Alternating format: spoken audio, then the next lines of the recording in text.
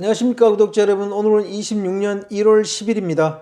전국 영업용 화물차 번호판 시세 좀 알아보고 가겠습니다. 먼저 대표님 본인 소개 좀 해주세요. 예, 안녕하세요. 전국구 영업용 갈산상사 이원복입니다.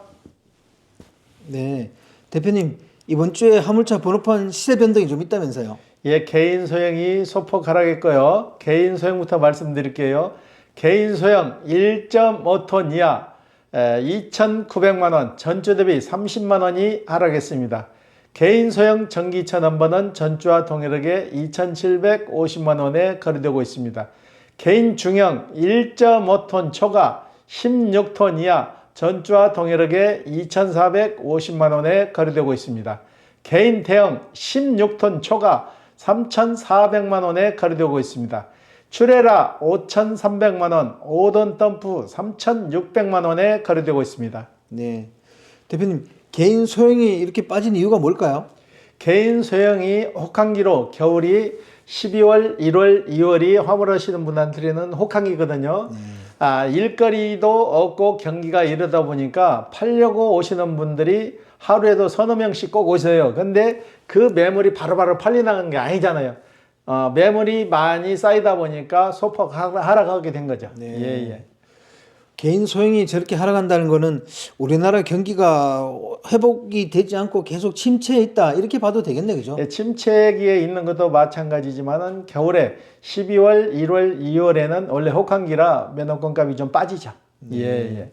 반도체나 자동차, 뭐 AI 이쪽은 지금 뭐 훈풍이 막 부는 것 같은데 실물 경기는 왜 이렇게 차갑게 느껴지나요? 실물 경기는 움직이는 물체가 활동성 있는 물건이 움직여야 되는데 일단은 건축 경기가 다 죽어버렸잖아요. 네. 건축 경기가 죽어버리니까 물동량이 많이 줄어든 거죠. 그래서 대형차에서부터 소형차까지 다 타격을 받는 거죠. 네. 예. 다음 주 전말 어떻게 보세요? 다음 주 역시 큰 틀의 변함없이 오늘 시세를 유지할 것 같아요. 예. 이번 주 화물차 매매건 중에 기억에 남는 건 있으면 얘기 좀 해주십시오. 예, 이분은 56년생인데 평택에 사시는 분이에요. 2년 전에 저희한테 오셔가지고 소형 남바를 사가셨는데 차량은 본인이 평택 지역 매매상사에서 사가지고 오셔가지고 저희가 그 차량에다가 면허권을 장착을 해줬는데 이분이 한 2년 동안 잘 운영하시다가 이제 나이도 있고 혹한기로 접어들다 보니까 일거리도 없고 그러니까 이번에 사업을 정리하게 된 거죠. 이분 같은 경우는 저희가 사드리고 저희가 또 매입하고 이분이 따로따로 하시려고 그런 거죠. 그 지역에서 누가 차는 별도로 산다 해서 차는 그분한테 팔고 면허권만 우리한테 다시 팔기로 하고 왔는데 우리가 그 지역에서 팔기로 한 금액보다 더 드리고 매입을 해가지고 우리가 통으로 매입을 했어요. 예. 그분은 왜 화물차를 그만두시는 거예요? 나이도 좀 드셨고 일거리가 너무 없다 보니까 일을 해도 재미가 없어서 그만 접어야 되겠다 그러더라고요. 그리고 좀이라도 젊었을 때 사모님하고 여행도 좀 다니고 그렇게 노후를 보내신다 그러시더라고요. 예. 대표님 요즘 대표님 매매 상사에서 이제 거래되는 분들은 주로 어떤 분들이 팔고 어떤 분들이 1톤 차량을 많이 사가세요? 지금 2년, 3년 주기에 계시는 분들이 지금 많이 팔러 오세요. 그분들이 2년, 3년 해봐도 실질적으로 버는 돈이었고 해도 재미가 없다 이거죠. 그리고 지금 진입하시는 분들은 정년퇴직을 했다든가 어디 직장에 다니다가 중간에 관두고 나온 분들이 마땅히 다른 직종을 가기가 애매하니까 화물 쪽으로 좀 그래도 오시는 거죠. 오셔가지고 정착을 잘 하시는 분도 있고 정착을 못 해가지고 6개월 겨우 채워가지고 오시는 분도 좀 있고 그래요. 그래서 화물차는 사전에 공부를 좀 해서 시작을 해야 된다고 제가 누누이 말씀드리는 거예요. 예. 그 공부 안 하는 이유가 뭐라고 생각하세요? 너무나 쉽게 생각하는 거죠. 에이 누구도 하는 나도 하겠지 해서 오시는데 그런 마음으로 오셔서는 다 실패를 하세요. 이번에 군 생활을 오래 하시다가 전역을 하시고 이번에 1톤 차를 사가지고 일을 하시는 분이 있는데 이분은 PV5 전기차를 주문해 가지고 그 기간 동안 PV5가 나오려면은 2월 3월이 되니까 그 공백 기간에 다른 차를 사가지고 지금 일을 하시는데, 이분 같은 경우는 선탑 기사하고 1대1 매치를 해가지고 첫날 일을 하고 왔는데 매출을 35만 원을 올렸더라고요. 그래서 내가 그분한테 물어봤어요. 하실만 하세요? 그랬더니 아유 재밌어요. 그래, 실질적으로 선탑하니까 매출을 그 정도 올릴 수 있어요. 그러니까 자기가 실제적으로 눈으로 확인했는데 자기가 못 믿으면 어떻게 하겠냐 이거죠. 실질적으로 해가지고 이분은 수, 목, 금 3일 동안 선탑을 잘 하셔가지고 이제 월요일부터는 본인 스스로 혼자 하실 것 같아요. 예. 그분은 미리 선탑을 하셨네요. 예, 그래서 선탑이 중요하다는 거예요. 이런 방법이나 본인이 어떻게 일을 하며 무슨 차종으로 일을 할 건지 이걸 미리 사전에 좀 알고, 물건을 실어 가지고 나를 때 발을 어떻게 묶으며 무슨 물건을 실을 때 어떻게 해야 되는지를 좀 알고 가셔야 되고, 그 다음에 본인이 가지고 있는 스마트폰에 오다를 받아야 될 거 아니에요. 오다 받는데 그 앱을 무슨 앱 해서 이분들은 4개를 깔더라고. 4개를 깔아가지고 선탑 기사가 그걸 다 해드리더라고. 해가지고 이럴 수 있게끔 100% 이럴 수 있게끔 만들어 드리는 거죠. 네. 예. 저번에 그 4개 앱 좀 공개해달라 그러니까 공개를 안 해주시더라고요. 그 선탑 기사도 그러잖아요. 자기 노하우고 자기 밥그릇인데 그건 공개할 수 없다 그러잖아요. 네네. 자기한테 선탑 받으면 본인이 그걸 책임지고 만들어준다 그러잖아요. 네. 예. 그 앱이 일반적인 뭐 화물 콜 앱이 아니더라고요. 예. 본인이 쓰는 앱이 또 따로 있더라고요. 예. 네, 대표님, 오늘은 화물차 창업을 준비하시는 분들이 가장 많이 고민하는 주제입니다. 저한테도 그 이메일을 많이 보내주시는 그런 주제인데요. 뭐냐면 지방에서 해도 되는지 아니면 서울 수도권에서 화물차 창업을 해도 되는지 여기에 대한 얘기입니다. 본론으로 들어가서 서울 수도권에서 화물차 하면 뭐가 좋아요? 서울 수도권에서 하게 되면은 일단 물동량이 많죠. 물동량이 많고, 그래도 서울, 경기, 인천 이쪽으로는 물류센터도 많이 있고, 물류센터가 일단 많죠. 물류창고가 많고 도매시장이 있어가지고 지방보다는 지방에 하루에 3, 4콜 받는다면 수도권에서는 7, 8콜을 더 받을 수 있는 거죠. 그래서 수도권으로 쏠림 현상이 나타나는 거죠. 예. 네. 그러면 서울과 수도권 그리고 지방 수입 차이가 많이 날까요? 그러면 수입 차이가 많이 날 수밖에 없는 거죠. 지금 인천에서 하시는 분들도 짐을 싣고 서울 가라면 회피를 해요. 서울 가면 일단 막히잖아요. 그래서 거의 경기 남부권, 북부권을 이렇게 나눠가지고 그 콜을 잘 이용하시더라고. 남부권에서 콜을 받고 북부권으로 가게 되면 거기에 오다가 몇 개 있는지까지 다 캐치를 해가지고 움직이시더라고. 예. 네.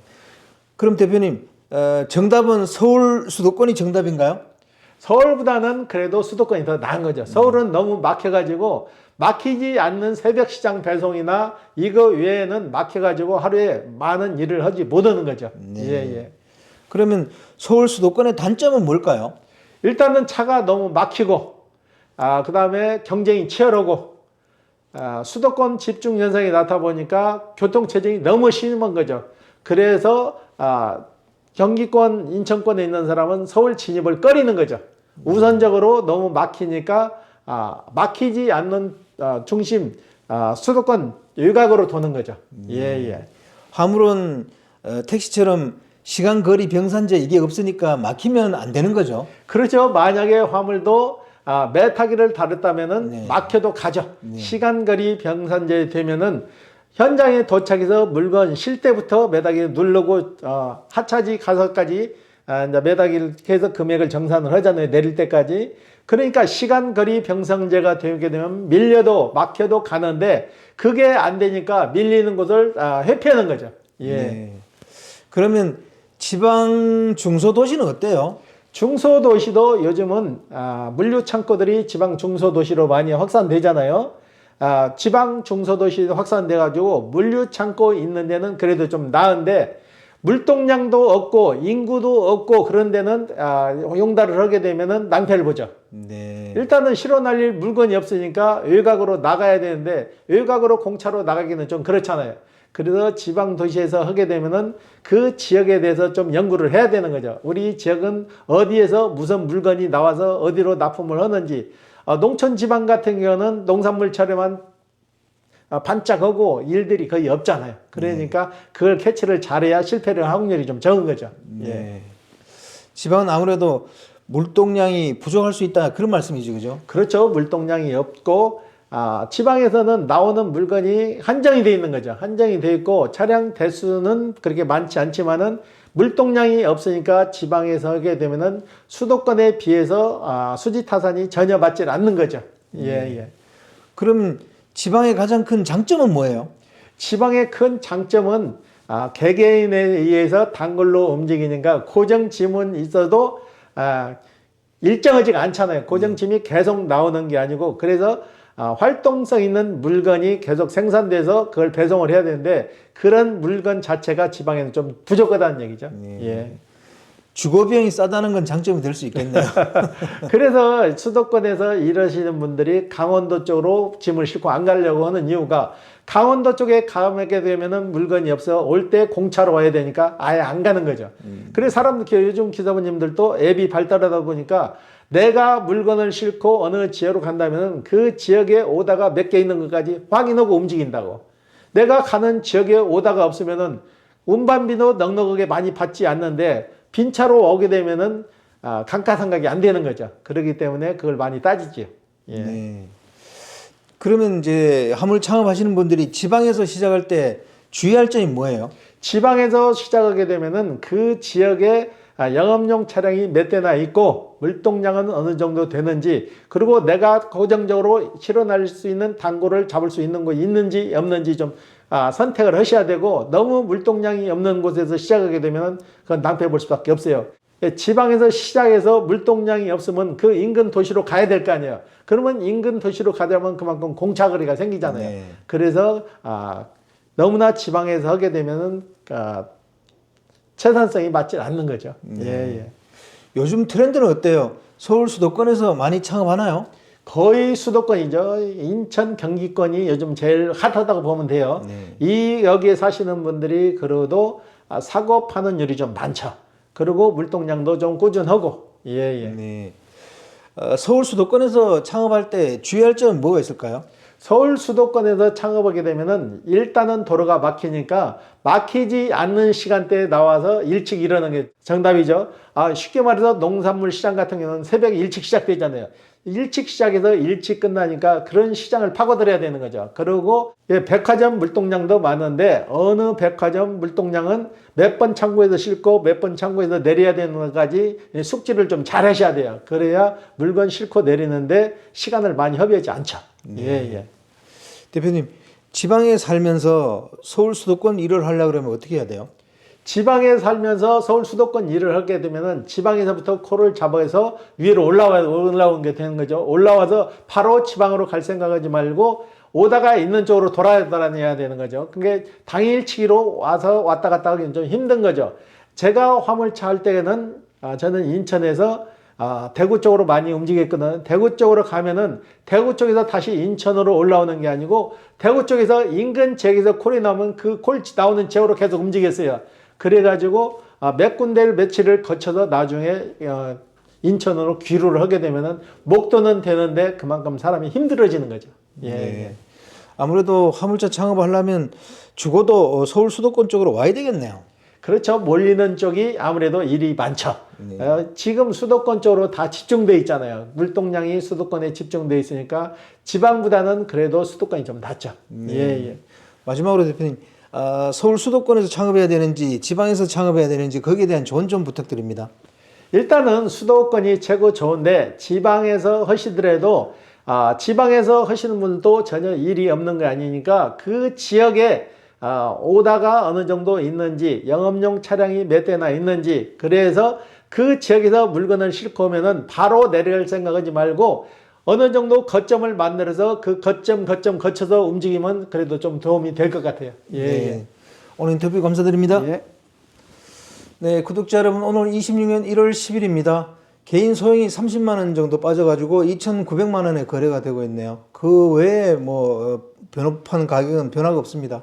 그리고 화물차 창업을 서울 수도권에서 할 거냐, 지방에서 할 거냐 그런 메일을 많이 보내주시는 분들이 있는데 그것은 본인이 이렇게 지역을 잘 연구하고 관찰해가지고 만약 가능성이 있다면 지방에서도 뭐 창업해도 될 것 같고 아니면 서울 수도권에서 창업해서 일을 해야 되겠다고 생각이 되면 서울 수도권 쪽으로 죽어도 조금 옮겨오는 것도 한번 생각해 볼 필요가 있는 것 같습니다. 그건 자기한테 많이 형태가 어떤 것인지 좀 연구가 필요한 것 같아요. 그건 좀 연구를 많이 하셔가지고 자기의 제2의 직업이나 자기의 직업을 갖다가 새롭게 만드는 거니까 조금 고민해야 될 부분인 것 같습니다. 자, 호화제는 다음 주에 또 다른 주제로 구독자 여러분 찾아뵙겠습니다. 안녕히 계십시오. 호호아지였습니다.